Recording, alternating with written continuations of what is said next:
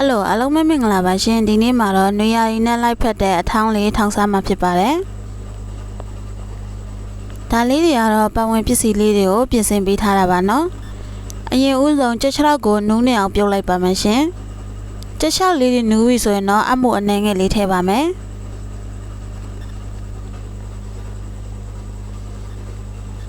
ဒီနေရာမှာအမှုမရှိလို့မထည့်ရင်လည်းရပါတယ်နော်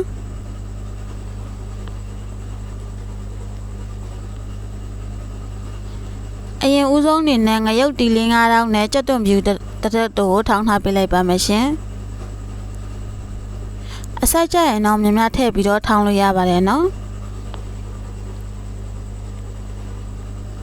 ပြီးရင်တော့ဈေးဆိုင်နေမှာလွယ်လွယ်ကူကူဝယ်လို့ရတဲ့ထညက်ခဲတခဲကိုထည့်ထောင်းပါမယ်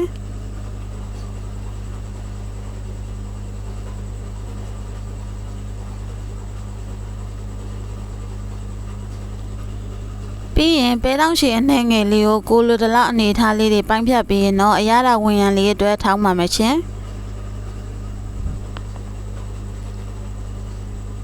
အထောင်းနေမှာမပါမဖြစ်တဲ့မြေပဲစားလို့အနှဲငယ်လေးထည့်ပါမယ်အရသာအတွက်ကတော့ငံပြရေးစွန်းကြီးတစ်စွန်းတက်မြရေးစွန်းကြီးတစ်စွန်းငပိတောင်ကိုတော့လက်ဖက်စားစွန်းတစ်စွန်းစာခန်းထည့်ထားပါတယ်ရှင်ပြီးရင်တော့အချိုမုံနဲ့တကြားကိုလည်းလက်ဖက်စားစွန်းတစ်စွန်းစာခန်းထည့်ပါမယ်နော်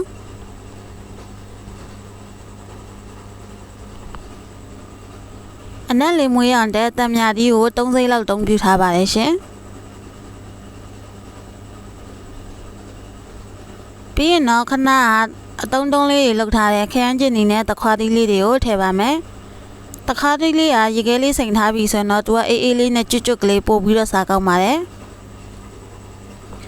အရာတွေအကုန်လုံးထည့်ပြီးပါပြီဆိုတော့ခဏပြုတ်ထားတဲ့ကြက်ချောက်နဲ့အမူလေးကိုရောထောင်ပေးလိုက်ပါမယ်ရှင်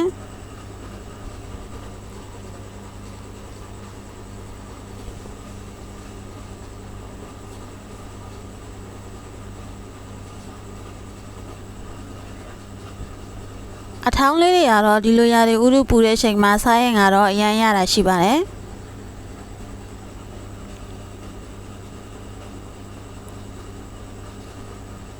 အရသာလေးတွေလည်းအကုန်လုံးနဲ့နားပြီဆိုရင်တော့စားလို့ရပါပြီရှင်တူရရတာချစ်ချင်းငန်းငန်းဆက်ဆက်လေးနဲ့အရင်စားလို့ကောင်းပါတယ်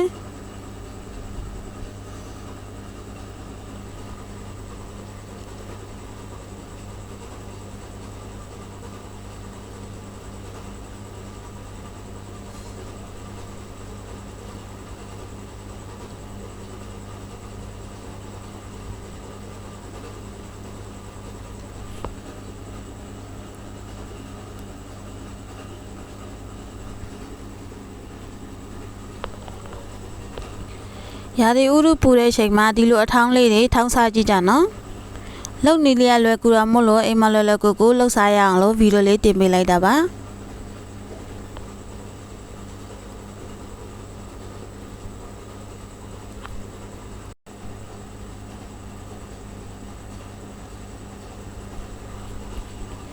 တခွားသီးလေးကိုခုလိုမျိုးရေခဲစိမ်ပြီးတော့ထည့်ထားတဲ့အတွက်အေးအေးလေးနဲ့ကျွတ်ကျွတ်ကလေးစားကောင်းပါတယ်